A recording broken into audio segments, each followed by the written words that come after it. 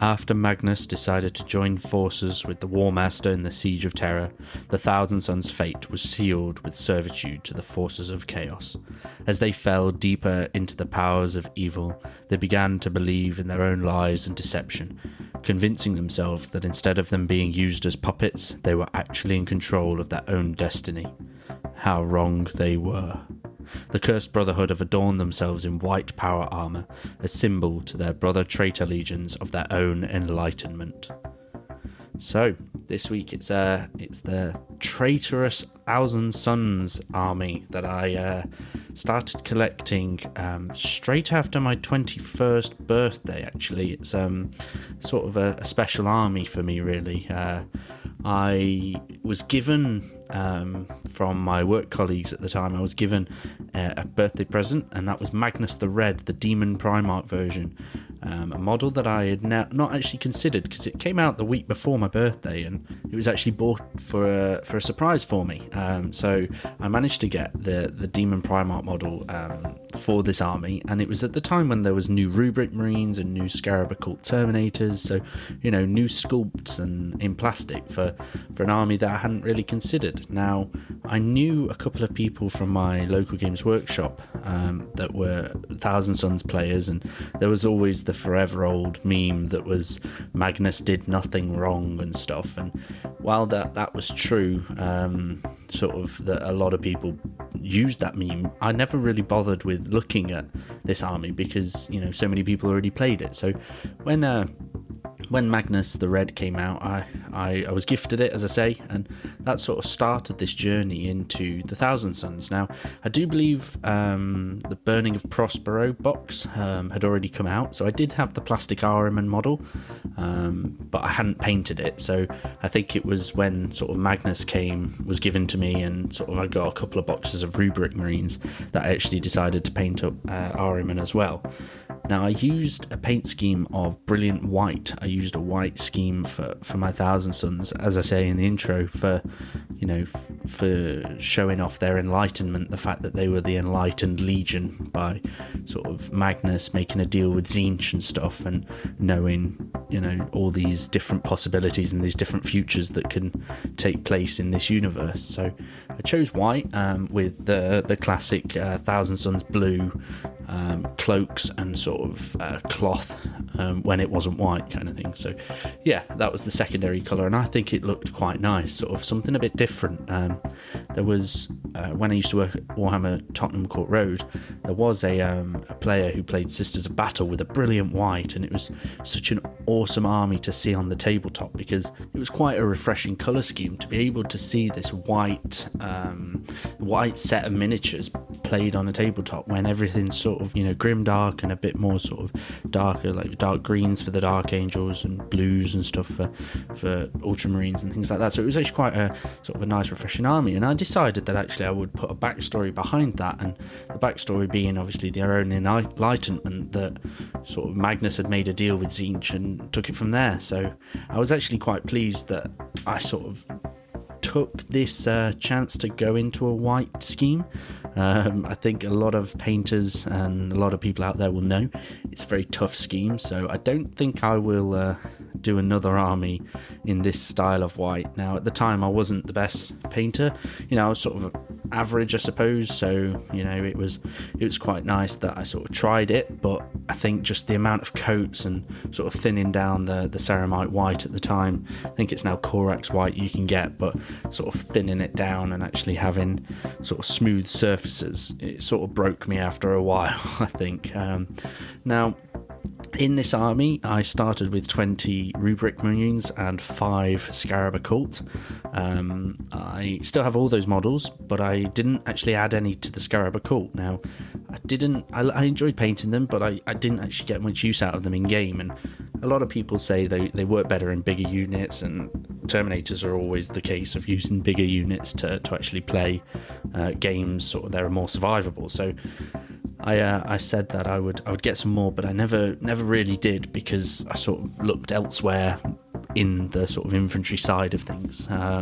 Now, that being said, the Stormbird that I have for the Dark Angels was actually originally for my Thousand Sons. I actually started painting most of it white, but when it came to using it for the Custodes, when I decided it would be better off in the Custodes, I actually stripped it and started again, kind of thing, and then obviously same again for when it finally landed on Dark Angels. But yeah, the Stormbird was actually designed to be sort of this huge white flyer for a traitor army before it decided it was actually going to be used for my Dark Angels.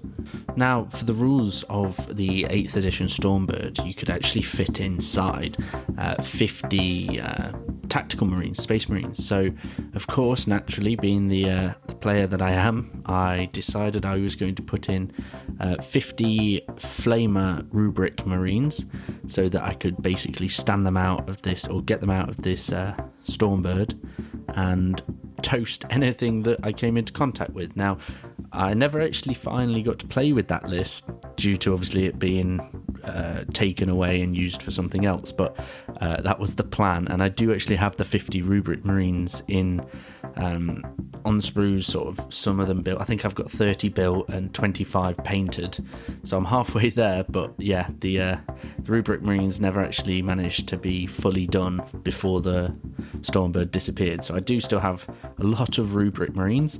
I think I've also got 8 or 9 of the exalted sorcerers to use for that army. I didn't actually get around, as I say, to playing many games with them.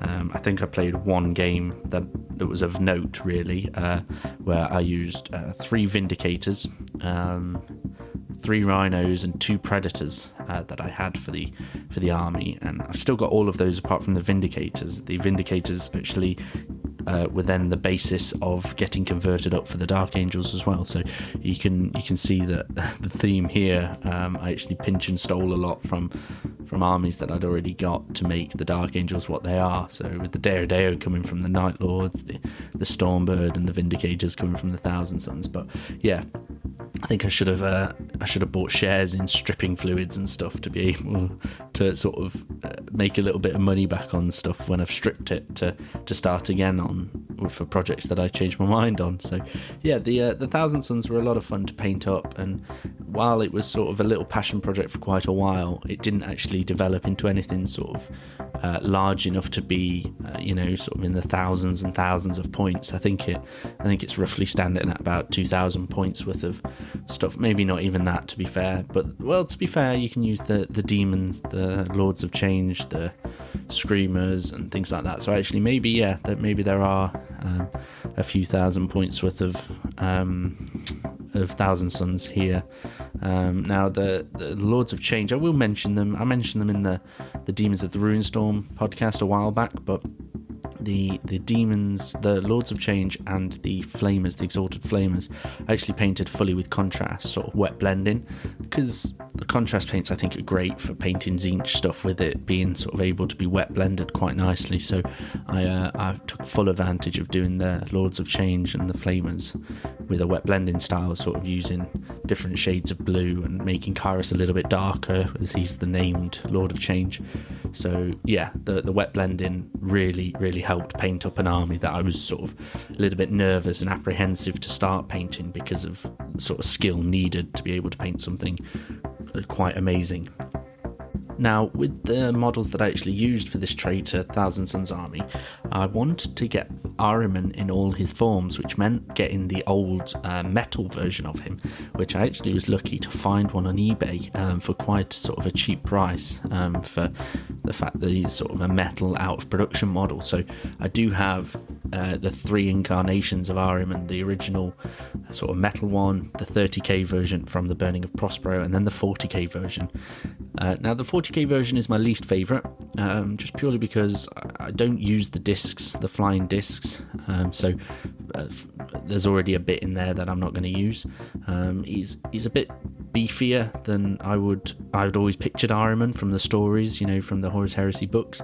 I didn't picture him as sort of big and as massive as he is when he stood on the disc, because when I've built that model, he doesn't fit on a 32mm like the other 2 Ahrimans. He fits on a 40, so I'm sort of a bit apprehensive expensive to use him in games, so I prefer the 30k or the original. The original is the OG favourite, because I'm, as you know from sort of like my Nagash, my old Bloodthirster, I'm a sucker for the older models, just because, you know, they're pretty cool, and sort of a nice snapshot in the era that they were made. So yeah, I don't think there's much more to say really on the Thousand Sons. It's a nice small contingent. Most of it's all painted, apart from sort of, you know, 25 extra rubric marines, but I've got a nice little force.